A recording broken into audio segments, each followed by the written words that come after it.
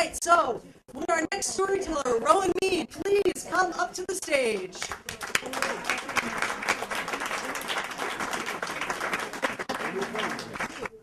a quick prologue to this story. Most of the people in my life would know I've always been a big fan of women. So this is the first story about how I knew that I really loved women. I was 6 years old, and it was 1984. I was in school. It was the week before Valentine's Day, and the teacher announced there was a new girl coming into class, and in walks the most beautiful woman I thought I'd ever seen in my 6 years in the world.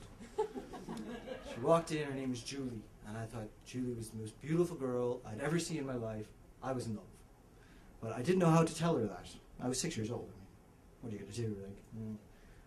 So I spent this was the week before Valentine's Day, and I kind of built it up in my mind, at 6 years old, that I was going to tell Julie that I was in love with her and I was the man to be with her for the rest of her life, or at least the foreseeable future. So this whole entire week I was just trying to come up with ideas. How could I tell Julie that I love her, and what could I give her to show her my love that was eternal? I was going back and forth, and I came home from school one day very dejected, came in, threw the bag on the floor, walked into the sitting room. My mother was like, "Rowan, what's wrong with you?" And I said, "Nothing. Just trying to get through life at the age of 6. And she said, "Very, very, very good." She said, go ahead and go watch some TV." And I said, "Fine." So I walked in the sitting room, I was watching TV, and on came this old black and white movie. Everybody's having fun.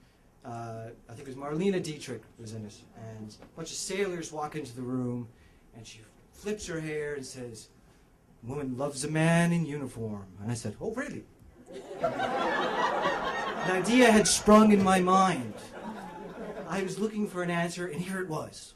I had a uniform. I was in the Boy Scouts. Right? Now, mind you, again, this is a 6-year-old child coming up with this idea. So I quickly put this plan in action. I was like, I'm going to wear my uniform because Julie won't be able to say no to somebody wearing a uniform because movies are always right.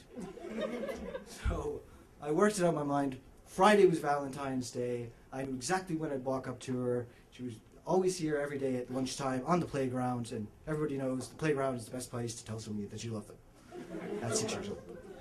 So I woke up in the morning, put on my uniform, pulled the socks up, put the hat on, had my little scarf, had all my badges organized, grabbed my transformer bag, threw it over my shoulder, and was waiting for the bus stop while my mother stood there and looked at me like, "What are you doing?" And I said, "What? I'm wearing my uniform. It's just, a guy thing." And my mother just looked at me like, my mother knows me well enough to kind of go, "Okay, we'll see where this goes." So I got on the bus, and of course everybody else on the bus is looking at me going, "What the hell are you doing?" And I said, "Don't worry about it. I know what I'm doing." Whole entire day, teachers, janitors, lunch people, whoever it was, "What are you doing, Rowan?" I said, "I know what I'm doing. I know what I do." And I built it up to our recess. I knew what Julie always played on the kickball court. I knew exactly what I was going to say to her. And I got the courage up, walked across the kickball court, and I said, "Julie, I love you." She looked at me for a second, and in tried and true playground fashion, she socked me right in the face. I walked away very dejected, hat turned to the side, kerchief not necessarily as organized as it was. There was no merit badge for a broken heart. I went home with my Transformers bag, swinging it around like this, and my mother picked me up and she said, "What's wrong with you?" And I said, "Oh, man trouble." And she said, "Man trouble, really?" And I said, "Yeah." And I walked into the house and she's like, "No, really, Rowan, tell me what's wrong with you." And I threw down my bag and I said, "Apparently women don't like a man in uniform."